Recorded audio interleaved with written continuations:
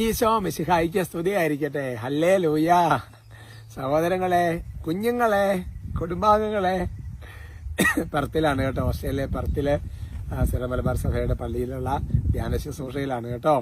മറ്റേ ഇടവക ശുശ്രൂഷകൾ കൺവെൻഷൻ പോലെയൊക്കെ വെച്ചിരിക്കുകയാണ്. കർത്താവിന്റെ കരുണ എല്ലാം നന്നായിട്ട് പോകുന്നു കേട്ടോ.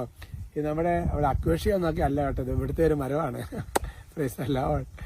കുഞ്ഞുങ്ങൾക്കൊക്കെ സുഖമാണോ? പ്രാർത്ഥനയ്ക്കൊക്കെ പ്രത്യേകമായിട്ട് നന്ദി. നാളെ ധ്യാനത്തിന്റെ സമാപന ദിവസമാണ്, പ്രത്യേകം പ്രാർത്ഥിക്കണം കേട്ടോ. അത് കഴിഞ്ഞാൽ പിന്നെ കേരളത്തിലേക്ക് എത്തണം, എല്ലാം പ്രാർത്ഥിക്കണം, എല്ലാം കൃപയായി നടക്കാൻ. ഇന്ന് ബഹുമാനപ്പെട്ട സേവക്കാനുമായിട്ട് UK ശുശ്രൂഷകൾ നടക്കാമെന്നുള്ള കാര്യം നിങ്ങൾക്കറിയാം. അപ്പോൾ അതിനെല്ലാം വേണ്ടി പ്രാർത്ഥിച്ചു. കറക്റ്റ് സമയമായിരിക്കും. ഹല്ലേലൂയ. ഒരു നന്മറും ചൊല്ലി പ്രത്യേകിച്ച് നാളത്തെ അഭിഷേകാഗ്നിക്ക് വേണ്ടി പ്രത്യേകമായിട്ട് നമുക്ക് പ്രാർത്ഥിക്കാം.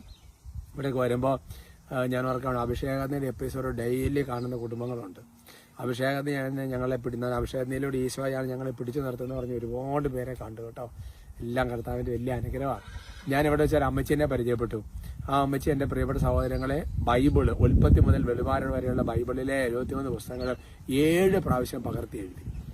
8ാം പ്രാവശ്യം എഴുതിക്കൊണ്ടിരിക്കുക. എന്നിട്ട് അതെല്ലാം ബൈൻഡ് ചെയ്ത് വെച്ചിരിക്കുകയാണ്.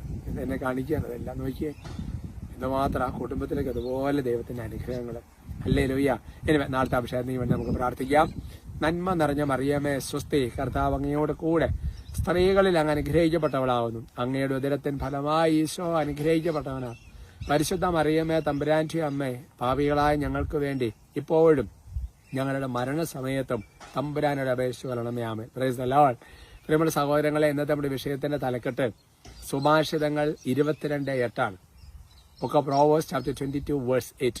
തലക്കെട്ട് ഇതാണ്: വിതയ്ക്കുന്ന സമയത്ത് കൊയ്ത്ത് കാലം ഓർക്കണം. ബൈബിളിലെ വളരെ പ്രധാനപ്പെട്ട കൺസെപ്റ്റാണ് വിതയും കൊയ്ത്തും. ഒരുപക്ഷെ സമാനമായ വചനങ്ങൾ ബൈബിളിലെ ഗലാത്യയില് സങ്കീർത്തനത്തിലൊക്കെ ഉണ്ട്. അതൊക്കെ ചിലപ്പോൾ പറഞ്ഞു പോട്ട വചനങ്ങളായിരിക്കും.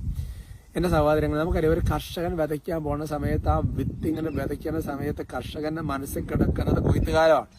ഈ വിത്ത് പാഴായി പോകരുത്, അല്ല, ഇതെല്ലാം നന്നായിട്ട് വെള്ളമെടുത്ത കർഷകനെ സംബന്ധിച്ച് ഒരുപാട് കണക്കുകൂട്ടലുകളുണ്ട് എന്ന് പറയുന്നത് പോലെ തന്നെയാണ്. എന്ന് പറഞ്ഞു വിതയ്ക്കുന്നു എന്ന് പറഞ്ഞ ഒരു ഇച്ചിരി സംഗതിയെ വിതയ്ക്കുന്നുണ്ടായിരിക്കുള്ളൂ. പക്ഷെ നമ്മൾ ഓർക്കേണ്ട കാര്യം എന്ന് പറഞ്ഞാൽ അതിന്റെ കൊയ്ത്ത് എന്ന് പറയുന്നത് ഒരു കൊട്ട വിത്ത് വിതച്ചു കഴിഞ്ഞാൽ അല്ലെ ഒരുപാട് ചാക്കുകൾ അല്ലെങ്കിൽ ഒരുപാട് ലോഡ് കണക്കിന് കൊട്ടകളിലൊക്കെ ലഭിക്കും എന്ന് പറയുന്ന പോലെ തന്നെയാണ് പാപത്തിന്റെ കേസിലും. ഇവിടെ വചനം അതാണ്: അനീതി വിതയ്ക്കുന്നവൻ അനർത്ഥം കൊയ്യും. അനീതി വിതയ്ക്കുന്നവൻ അനർത്ഥം കൊയ്യും. എന്നിട്ട് പറയാ, അവന്റെ കോപദണ്ഡ് പ്രയോജനപ്പെടുകയില്ല. അതുകൊണ്ട് എന്റെ സഹോദരൻ, നമ്മൾ അനീതി കാണിച്ച്, തട്ടിപ്പ് കാണിച്ച്, കൈക്കൂലി മേടിച്ച്, കൈക്കൂലി കൂട്ടത്ത് കള്ള സർട്ടിഫിക്കറ്റ് ഉണ്ടാക്കി, പരീക്ഷ എഴുതാതെ എഴുതിയെന്നാക്കി, അങ്ങനെയൊക്കെ പറഞ്ഞ് തിരിച്ച് മറിച്ച് ഒരുപാട് കാര്യങ്ങളൊക്കെ ചെയ്തിട്ട്